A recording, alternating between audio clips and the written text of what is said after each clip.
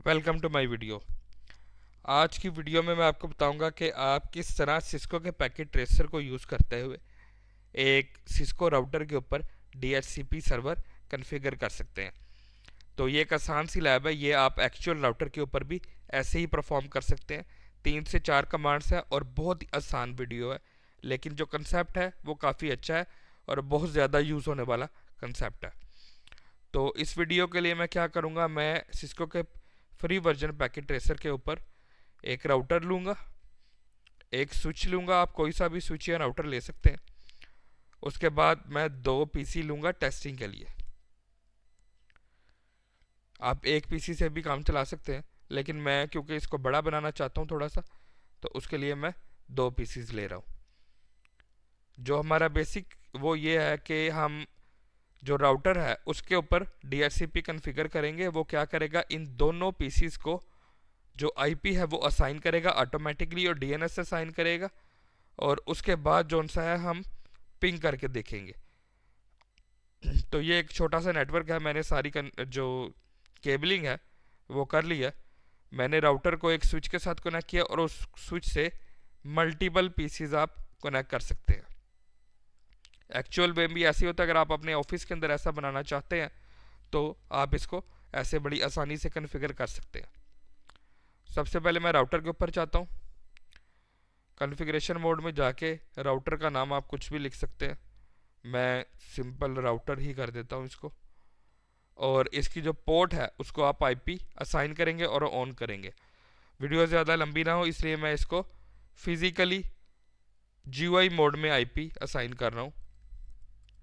तो मैंने जो IP असाइन किया है वो है 10.1 का, और उसको सबनेट मास्क भी असाइन कर दिया। अब जाते हैं CLI के अंदर। पोर्ट तो हमने जो असाइन कर दिया, उसके बाद हम अपना यहाँ पे DHCP पूल बनाएंगे। उसकी सारी जो कॉन्फ़िगरेशन मैं यहाँ पर आपको करके दिखाऊंगा। सबसे पहले आप जाएंगे कॉन्फ़िगरेशन मोड में, मैं ऑलरेडी कॉन्फ़िगरेशन मोड में हूँ। वहाँ पर जाएंगे, यहाँ पर जाकर आपने एक पूल क्रिएट करना है सबसे पहले।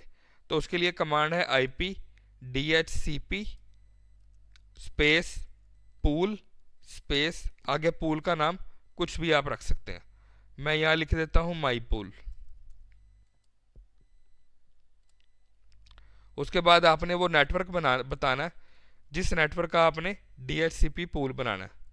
मैं यहाँ पर क्योंकि मैंने 192.168.10.1 की IP इसको असाइन किया, तो मैं 10 का ही पूल बना देता हूँ। आप अपनी मर्जी से कोई दूसरा नेटवर्क भी ले सकते हैं। उसके बाद उसका सबनेट मास्क होगा जो कि क्लास C का है /24 का। तो उसके बाद जो हमारी लास्ट कमांड है वो है, हमने जो डिफ़ॉल्ट जो IP है DHCP की वो लिखनी है। उसके लिए आप लिखेंगे डिफ़ॉल्ट राउटर, और जो मैंने इस पोर्ट को IP असाइन की थी मैं वही यहाँ पर लिख देता हूँ। ये जो IP है ये आपका गेटवे होगा। उसके बाद अगर आप DNS सर्वर भी देना चाहें तो आप लिखेंगे DNS डैश सर्वर, और उसके बाद कोई भी आप DNS देना, जो भी आप देना चाहते हैं वो DNS आप यहाँ पे इसको असाइन कर देंगे। तो जितनी भी हमारी कॉन्फ़िगरेशंस थी तकरीबन वो हमने सारी कर ली हैं। अब इसको टेस्ट करके देखते हैं। मैं अपनी कॉन्फ़िगरेशंस को सेव कर देता हूँ। इसके बाद मैं जाऊँगा PC के ऊपर। यहाँ पर देखिए सारी की सारी पोर्ट्स आप पहुँच चुकी हैं। मैंने PC को और स्विच को कोई भी IP असाइन नहीं किया है, तो मेरे पास PC के पास ऑटोमेटिकली IP आना चाहिए। जैसे ही मैं इसको ऑन करके इसकी कॉन्फ़िगरेशन मोड में जाऊँगा, डेस्कटॉप पे जाऊँगा, उसके बाद इस कमांड प्रॉम्प्ट के अंदर जाके चेक करता हूँ इसको कोई IP मिला है या नहीं। तो उसके लिए मैं टर्मिनल के कमांड प्रॉम्प्ट के अंदर जाके IP कन्फिग दूंगा। अगर इसको कोई IP मिला हुआ तो वो हमें यहाँ पे शो हो जाएगा। जैसे ही मैं इसको एंटर करूँगा यहाँ पे देखिए मुझे कोई भी IP शो नहीं हुआ। ये मैंने जानबूझ के ऐसे किया मैं ताकि आपको दिखा सकूँ, क्योंकि ये टेस्टिंग फेज़ है। ये IP यहाँ पे क्यों नहीं आया, तो उसकी रीज़न मैं आपको बता देता हूँ। मैं इसकी IP कन्फिग्रेशन में जाता हूँ।